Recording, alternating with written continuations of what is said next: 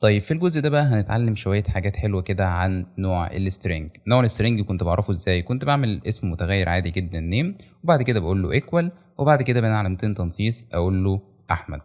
ده عبارة عن ايه؟ النيم ده عبارة عن مخزن، المخزن ده مخزن البضاعة اللي هي احمد، والمخزن ده من نوع سترنج اللي هو نوع النص.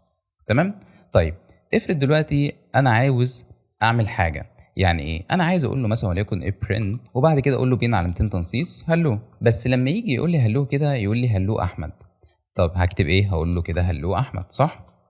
ولما انا اجي كده ادوس رن، ايه اللي هيحصل؟ هيقول لي هلو احمد.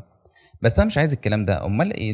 ليه لازمه اصلا ان انا عملت متغير اسمه نيم وخزنت فيه الاسم ده؟ ما هو الاسم ده انا ممكن اغيره واخليه وليكن محمد، وبعد كده اخليه اسماعيل. فانا عايز في كل مره اقول له برنت، مش هاجي بقى اغيرها هنا وبعد كده اروح مغيرها هنا برضو، لا الكلام ده مش هيكون منطقي. امال انت عاوز تعمل ايه؟ انا عايز اقول له هلو، وبعد كده اقول له النيم. طب ما هو النيم ده مش ده اسم المخزن اللي انت عامله اللي مخزن فيه احمد؟ بالظبط. طيب ما هو انا لما اجي كده اقول له هلو هيقول لي هلو نيم، مش هيقول لي هلو احمد، لان نيم دي محطوطه بين ايه؟ بين علامتين تنصيص، فهو هيكتبها زي ما هي. يعني انا حتى لما اجي ادوس ران كده هيروح طبيعي لي هلو نيم، مش هيقول لي هلو احمد.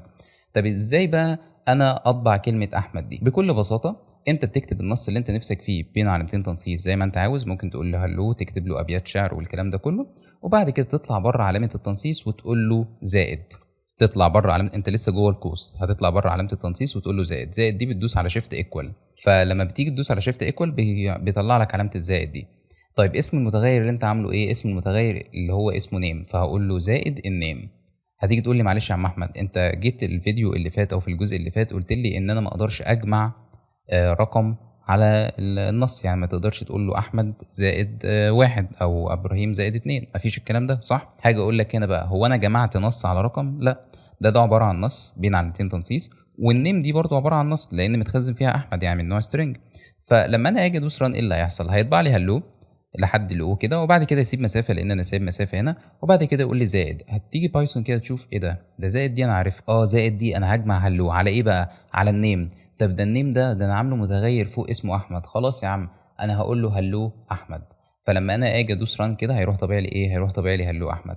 غير انت الكلمه اللي فوق دي خليها اس، وتعالى دوس ران، هتقول له ايه؟ هيقول لي هلو اس، لان النيم دلوقتي بقت فيها اس. غيرها وخليها وليكن اسماعيل، وتعالى كده ندوس ران هيقول لي هلو اسماعيل، صح؟ تمام، 100 100. يبقى كده 100 100، يبقى كده 100 100 يا باشا وزي الفل.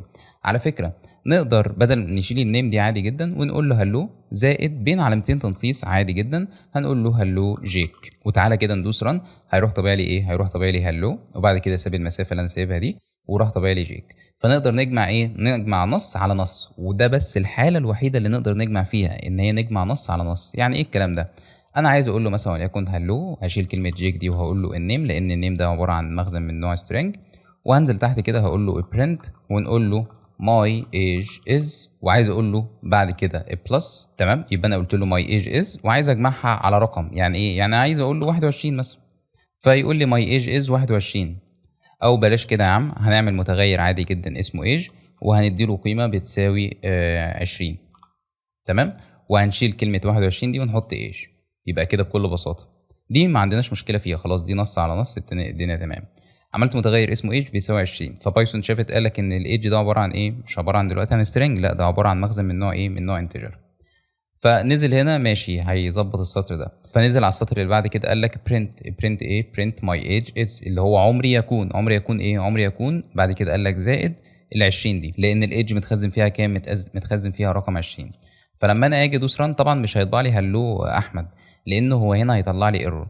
فلما انا اجي ادوس رن كده بص هيقول لك تايب ايرور، بيقول لك كانت كونكاتينيت. ايه الكونكاتينيت ده؟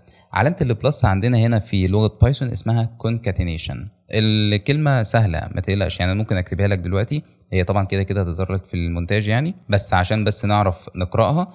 اول 3 حروف هنمسك اول 3 حروف كون، بعد كده كات اللي هي القطه يعني، بعد كده نيشن، يبقى ايه؟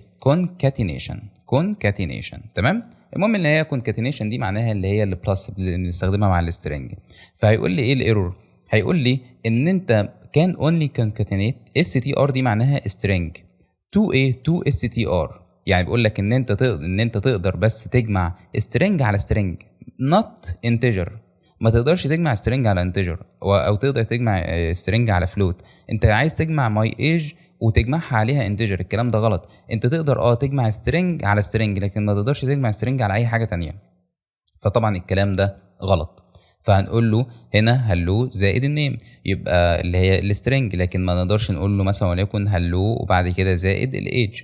طب حلها ايه دي؟ ما افرض مثلا وليكن فعلا انا عاوز اقول له ماي ايج از وبعد كده اقول له ايج، دي هنعرفها بس مش هنعرفها دلوقتي، يعني ان شاء الله هنعرفها قدام، هعلمك ازاي تعملها. الموضوع هيكون بسيط جدا وسهل، بس اللي انا عايز تعرفه دلوقتي ان انت ما تقدرش تجمع نص على رقم او نص على فلوت او نص على اي حاجه تانية. اللي هتجمع لو عايز تجمع حاجه بتجمع نص على نص او انتجر على انتجر. يعني تقدر تجمع مثلا وليكن نيجي هنا نشيل الكلام ده كله ونقول له 21 زائد 24، فلما انا اجي ادوس ران، لغه بايثون لغه ذكيه، فهتقدر تجمع او تعمل العمليه الحسابيه دي. 21 زائد 24 طلع لي هنا كام؟ طلع لي هنا 45. وطبعا العمليات الحسابيه ان شاء الله هنتكلم عليها برضو قدام. المهم ده اللي انا كنت عايزك تعرفه، ان انت تقدر تجمع نص على نص. طيب دلوقتي عاوزين نعمل حاجه. ايه الحاجه؟ افرض انا دلوقتي عايز اكتب كود دي معناها ايه؟ معناها اقتباس. فبتلاقي ان الاقتباس دايما بتكون بين علامتين تنصيص. يعني بيقول لك مثلا وليكن اي حاجه، نقول له مثلا وليكن احمد عادل، وهنفترض ان احمد عادل ده اقتباس عادي جدا، فبتلاقي ان احمد عادل دي محطوطه كده بين علامتين تنصيص. بس انا لو جيت عملت كده، لو انا رحت كاتب له كلمه اقتباس معناها كود، فهنقول له كود ايكوال. فالكود ايكوال دي معناها ايه؟ ان احمد عادل دي اتخزنت في كود. طب قول لي كود دي بقى من نوع ايه؟ من نوع سترينج. فلما انا اجي اكتب هنا print وبعد كده اقول له الكود، وبعد كده لو جيت انا دوست ران هيقول لي احمد عادل بس من غير علامتين تنصيص. ما هو فعلا الكلام ده صح، لان انت بتخزن اي حاجه جوه العلامتين تنصيص. هقول لك لا انا عاوز اطبع، يعني لو انا كتبت كومنت كده انا عايز اطبع له الكلام ده، اطبع له احمد عادل بين علامتين تنصيص، يعني معاهم كده، ماليش دعوه بقى انا كاتبهم جوه علامتين تنصيص ولا لا، بس المهم ان هو يكون في علامه تنصيص وعلامه تنصيص وجواها كلمه احمد عادل. لما انا جيت كتبت او عملت برنت للكود دي ما طبعليش علامتين تنصيص. نطبعها ازاي بقى يا كبير؟ قال لك خلاص حط احمد عادل دي جوه برضو علامتين تنصيص، يعني اكتب علامتين تنصيص كمان مره. طبعا الكلام ده هيكون غلط. يعني بص انت عايز تعملها كده، علامتين تنصيص مسؤوله عن ان هي تطبع اللي جواها، واللي جواها لقت ايه؟ لقت جوه برضو في علامتين تنصيص. حتى راح مشاور لك كده او معلم لك ابيض كده على احمد عادل، بيقول لك انا مش هقدر اقراها. طب عشان نعملها دي نعمل ايه؟ نخلي دلوقتي انت عايز تعمل ايه؟ انا عايز اشيل الكلام ده كله خالص اهو. انا هعمل ايه دلوقتي؟ دول علامتين تنصيص اللي هيتخزن فيهم او اللي هيتكتب فيهم السترنج. عايز اكتب برضو علامتين تنصيص، فهكتب كده علامتين تنصيص وبعد كده اقول له ايه؟ بعد كده اقول له احمد. قال لك حلو، العلامتين تنصيص دولت عشان تخليهم يظهروا انت عايز تظهر الاولى صح؟ تعمل ايه؟ تخلي قبلها باك سلاش. باك سلاش دي فوق علامه الشيفت على طول، فهتلاحظ ان العلامه دي بقت لونها ازرق، وبعد كده كلمه احمد اتلونت اخضر تاني. طب انا ظهرت الاولى، عايز اظهر الاخيره بقى، هعمل ايه؟ كل اللي عليا اللي انا هقول له باك سلاش. فده معناه ايه؟ ده معناه دلوقتي اهو الباك سلاش الاولى لعلامه التنصيص الاولى، وقبل ما تخلص بعد ما خلصت الكلمه خالص، يعني قبل بقى علامه التنصيص الاخيره دي خالص، هتقول له ايه؟ هتقول له باك سلاش.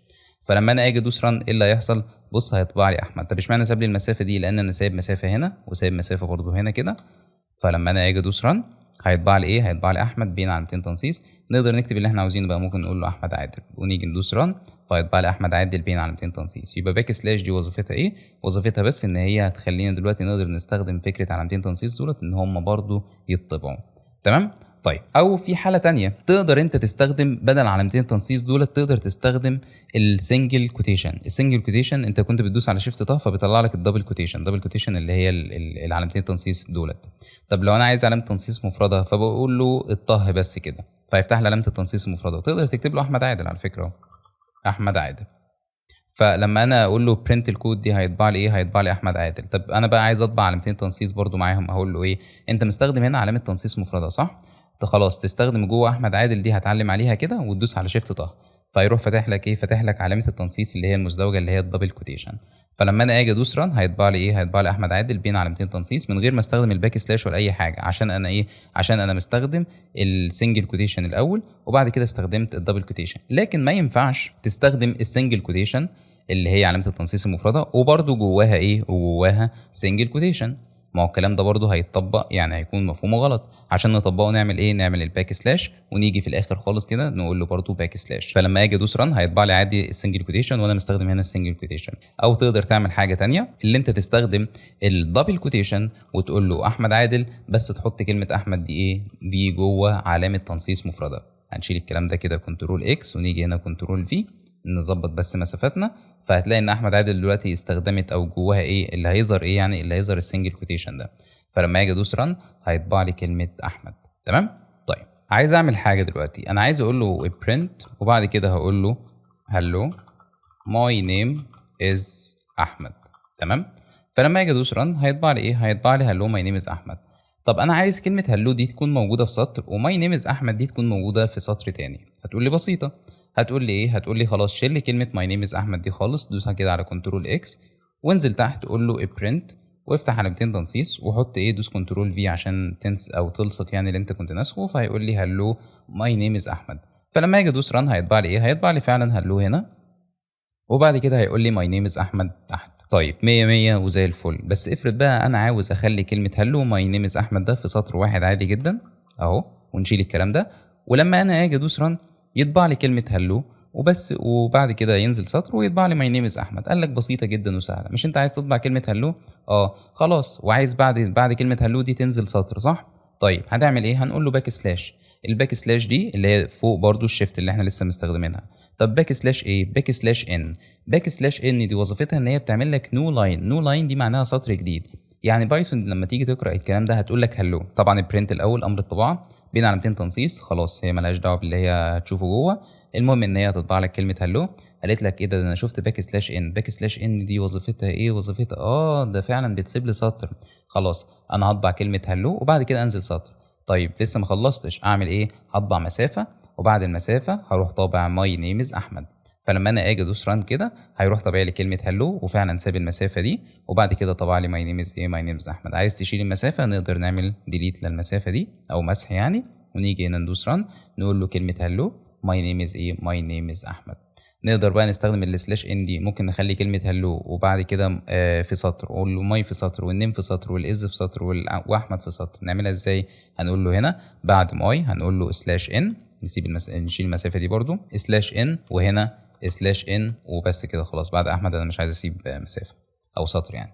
فلما انا اجي ادوس ران بص طبع لي كلمه هلو، استخدم سلاش ان فنزل سطر، طبع لي كلمه ماي استخدم اللي هي السلاش ان فنزل سطر، طبع لي كلمه نيم وبعد كده نزل سطر فطبع لي كلمه از، وبعد كده نزل سطر فطبع لي كلمه ايه، فطبع لي كلمه احمد. فاللي اتعلمناه لحد دلوقتي فكره الباك سلاش ان اللي هي بتنزل سطر، اللي هي بتعمل لي كلمه نيو لاين. نيو لاين دي معناها ايه؟ معناها سطر جديد. تمام، سطر جديد. طيب وتعلمنا فكره برضو الكونكاتينيشن اللي هي علامه البلس، بس علامه البلس نقدر نستخدمها او ان احنا نقدر نجمع سترينج على سترينج او انتجر على انتجر او فلوت على فلوت، لكن ما نقدرش نستخدم السترينج مع الانتجر او السترينج مع الفلوت، وده شيء طبيعي جدا. ما نقدرش نقول له احمد زائد 1 او احمد زائد 2. وكمان قدرنا ازاي نقدر نكتب الكوت وازاي نقدر نكتب علامتين التنصيص جوه علامه تنصيص مفرده والكلام ده كله. يا رب تكون كل حاجه سهله جدا وبسيطه جدا بالنسبه لكم ان شاء الله، وان شاء الله اشوفك في الجزء اللي جاي واللي هيكون اسهل من الجزء ده.